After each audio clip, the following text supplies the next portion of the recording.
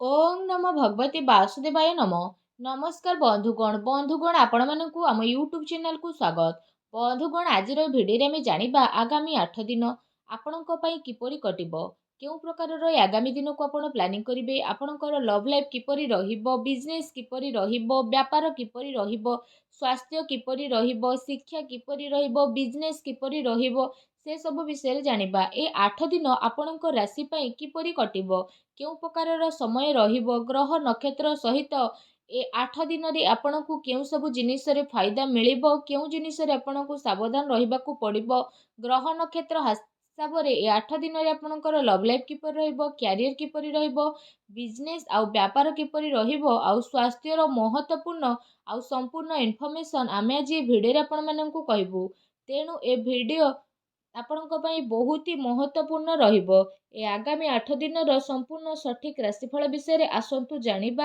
ଏ video ଆପଣଙ୍କ ପାଇଁ ମହତ୍ୱପୂର୍ଣ୍ଣ ଅଟେ, ତେଣୁ ଭିଡ଼ିଓକୁ ଶେଷ ପର୍ଯ୍ୟନ୍ତ ପୁରା ଦେଖନ୍ତୁ। ଭିଡ଼ିଓକୁ ପୁରା ଆରମ୍ଭ କରିବା ପୂର୍ବରୁ ଆପଣଙ୍କୁ ରିକ୍ୱେଷ୍ଟ, ଭିଡ଼ିଓକୁ ଗୋଟେ ଲାଇକ୍ କରନ୍ତୁ।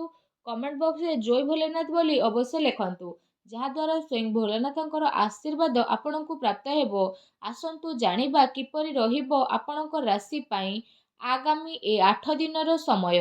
जदि ये 8 दिन समय अवधि विषय आमे आलोचना करिबा, तो फ्रेंड्स ए समय रे आर्थिक पक्ष पूर्वर ही अधिक सक्षम आउ मजबूत स्थिति रे रहिबो। किछि समय रु चली आसुथुबा चिंतारु आपनकु एबे शुभ फल मिलिबो। परिवार लोकंकर खर्च, छोटा मोटा जरूरत को पूरा करिबारे आपनकु आनंद प्राप्त हेबो।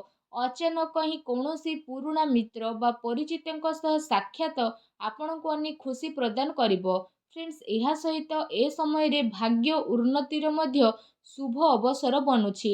जो कार्य पूर्व किछि समय रु आपनकर अटकी थिला किंबा होई पारु नथिला, एबे से सब पूरा हेबार समय आसी जाइछि। किछि विरोधी माने आपनक ऊपर भारी हेबे, किंतु आपनकु आयत्त करि परिबे नाही। फ्रेंड्स ए समय रे विद्यार्थी मानकर प्रतियोगी परीक्षार परिणाम तांको सपक्ष रे मध्य जीव। आवश्यकता रहिछि कि पूर्वठारु अधिक परिश्रम करिबार। कौनसी संपर्कीय किंबा मित्रଙ୍କ द्वारा कौनसी महत्वपूर्ण सूचना मध्य आपनकु मिली पारे, जहा आपनक पई लाभदायक सिद्ध हेबो। फ्रेंड्स एहा सहित ए समय रे पिलांकर पाठ पढ़ारे कैरियर संबंधित समस्या को समाधान करिबा कारणरु सुख एवं लाभ मध्य प्राप्त हेबो। बड़ंकर आशीर्वाद एवं कृपा कारणरु घरे खुशी भरा वातावरण मध्य आपणकर रहिबो। आपण आपणकर कौनसी कमजोरी को नहीं विजय प्राप्त करिबारे प्रयत्नशील रहिबे। ता सहित पूर्व समय रु काफी समय रु जहा कार्य आपणकर अटकी थिला होई पारु नथिला, से सबु कार्य एवं आपणकर प्रयास द्वारा पूर्ण हेबार पूरा संभावना मध्य बनुछि। किछि संपर्कीय संबंधित किछि समाचार शुणिबाकु आपणकु मिली पारे। भाईଙ୍କ द्वारा बड़बार संबंधित विवाद को आपण आपसिक संबंध बा कौनसी माध्यमता द्वारा आसानी रे आपण ताको पाई जिबे। राजनीति तथा महत्वपूर्ण लोकंको द्वारा लाभदायक आपणकर संपर्क बनिबो। आपण आपणकर बुद्धिमत्ता और हुशियारी द्वारा अधिकतर कार्य को निभेबा पई चेष्टा करिवे। ता सहित जदि आमे कहिबा, ए समय रे किछि लोक आपणकर आलोचना उपरि निंदा मध्य करि पारंती। एपरि नकारात्मक प्रवृत्तिर लोकंक ठारू दूरता आपणकु बनै रखिबार अति आवश्यकता रहिछि। खर्चर अधिकता रहिबो, जो कारण पई आपणकर बजेट मध्य बिगिड़ी पारे। भाईଙ୍କ सहित संबंध मधुर बनै रखिबारे आपणकर विशेष भाବରେ योगदान रहिबो। ए समय रे आपण आपणकर क्रोध एवं आदेश को काबू रे रखिबा आपणक पई अति आवश्यकता रहिछि। केते थर तरतर होई अति उत्साह सहित बना जाइथिबा खेल आपणकर बिगिड़ी पारे, जो कारण पई पारिवारिक सुख शांति आपणकर प्रभावित मध्य हेबो। संतानकर जिद्दी आउ अति क्रोध जीवन आपणकु व्यतिग्रस्त करिबो। ता सहित ए समय रे आपण आपणकर भावना उपरे कंट्रोल रखंतु, काहेकि ना केही भी आपणकु भावनात्मक रूप रे बेवकूफ मध्य बनाई पारंती। व्यर्थ कार्य रे धन खर्च हेबार मध्य जोग बनुअछि। सेथि पई आपण निजर खर्च उपरे नियंत्रण रखिबार अति आवश्यकता रहिछि। भूमि वाहन संबंधित ऋण नेबा पूर्वरु ଆପଣଙ୍କୁ କାହାର ପରାମର୍ଶ ନେବାର ଆବଶ୍ୟକତା ରହିଛି। ଏହା ଆପଣଙ୍କ ପାଇଁ ବହୁତ ଭଲ ରହିବ। ତା ସହିତ ଫ୍ରେଣ୍ଡସ୍, ଏ ସମୟରେ ବିଦ୍ୟାର୍ଥୀଙ୍କୁ ନିଜର ପାଠ ପଢ଼ାରେ ଅଧିକ ଧ୍ୟାନ ଦେବାର ଆବଶ୍ୟକ ମଧ୍ୟ ରହିଛି।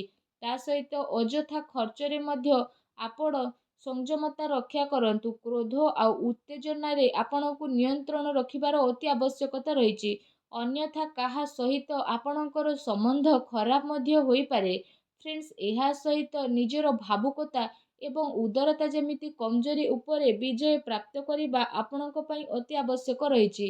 କାହିଁକି ନା ଏ କାରଣରୁ କିଛି ଲୋକ ଆପଣଙ୍କର ଫାଇଦା ମଧ୍ୟ ଉଠାଇକି ନେବେ। ସୋସିଆଲ ମିଡ଼ିଆ ଏବଂ ବ୍ୟର୍ଥ ମିତ୍ରଙ୍କ ସହ ଆପଣ ଦୂରତା ବନେଇକି ରଖନ୍ତୁ। ଏହା ଆପଣଙ୍କ ପାଇଁ ବହୁତ ଭଲ ରହିବ। ଫ୍ରେଣ୍ଡସ୍, ଏହା ସହିତ କଥା ଯଦି ଆପଣଙ୍କର ଲଭ୍ ଲାଇଫ୍ ବିଷୟରେ ହେଉଛି, ତ ଏ ସମୟରେ ପାରିବାରିକ ବାତାବରଣ ସୁଖଦପୂର୍ଣ୍ଣ ରହିବ। ପ୍ରେମ ପ୍ରସଙ୍ଗରେ ବଢ଼ି ଆପଣ ଆପଣଙ୍କର କ୍ୟାରିୟର ସହିତ କୌଣସି ସମଝୋତା କରନ୍ତୁ ନାହିଁ। ଫ୍ରେଣ୍ଡସ୍, ଏହା ସହିତ ଏ ସମୟରେ ପତି ପତ୍ନୀଙ୍କର ଆପୋଷିକ ତାଳମେଳ ଏବଂ ସାମଞ୍ଜସ୍ୟରେ କିଛି କମି ମଧ୍ୟ ରହିପାରେ। ସେଥିପାଇଁ କିଛି ସମୟ ପରିବାର ସହିତ ବସିକି ହିଁ ଆପଣ ଆପଣଙ୍କର ସମୟ ବ୍ୟତୀତ କରିବା ମାହୋଲକୁ ବହୁତ ହି ସାମାନ୍ୟ ବନେଇକି ଦେବ। ଫ୍ରେଣ୍ଡସ୍, ଏହା ସହିତ ପତି ପତ୍ନୀଙ୍କ ଭିତରେ ଯଦି କୌଣସି ବିବାଦ ଚାଲୁଥିଲା, ତ ସେ ସବୁର ଏବେ ଉତ୍ତର ବାହାରିବ ତଥା ଘରର ବାତାବରଣ ଖୁସି ଭରା ରହିବ। ପ୍ରେମ ପ୍ରସଙ୍ଗରେ ପଡ଼ି ନିଜର କ୍ୟାରିୟର ଅଧ୍ୟୟନ ସହିତ ସମଝୋତା ଆପଣ ଆଦୌ କରନ୍ତୁ ନାହିଁ। ପରିବାରରେ ଆପୋଷିକ ପ୍ରେମ ମଧ୍ୟ ଆପଣଙ୍କର ବନିକି ରହିବ।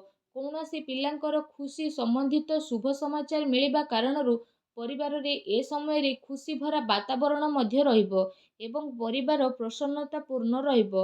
ଫ୍ରେଣ୍ଡସ୍, ଯଦି କଥା ଆପଣଙ୍କର ବ୍ୟବସାୟ ଆଉ କ୍ୟାରିୟର ବିଷୟରେ କହିବୁ, ତ ଏ ସମୟରେ ବ୍ୟାପାର କାମ କାର୍ଯ୍ୟରେ କିଛି ମହତ୍ତ୍ୱପୂର୍ଣ୍ଣ ନିର୍ଣ୍ଣୟ ଆପଣ ନେଇପାରନ୍ତି, ଯାହା ଆପଣଙ୍କ ପାଇଁ ବହୁତ ଅଧିକ ଫାଇଦାବାନ ସାବ୍ୟସ୍ତ ହେବ। ଆର୍ଥିକ ସ୍ଥିତି ପୂର୍ବଠାରୁ ଅଧିକ ମଜବୁତ ମଧ୍ୟ ହେବ। ଚାକିରିରେ କୌଣସି ପ୍ରକାରର ଭୁଲ ହେବା କାରଣରୁ ଅଧିକାରୀଙ୍କ ସମ୍ମୁଖରେ ଆପଣଙ୍କୁ ଜବାବଦାରୀ କରିବା ପାଇଁ ପଡ଼ିପାରେ। ଫ୍ରେଣ୍ଡସ୍, ଏହା ସହିତ କାରବାରରେ କଡ଼ା ପରିଶ୍ରମର ଆପଣଙ୍କୁ ଅତି ଆବଶ୍ୟକତା ରହିଛି।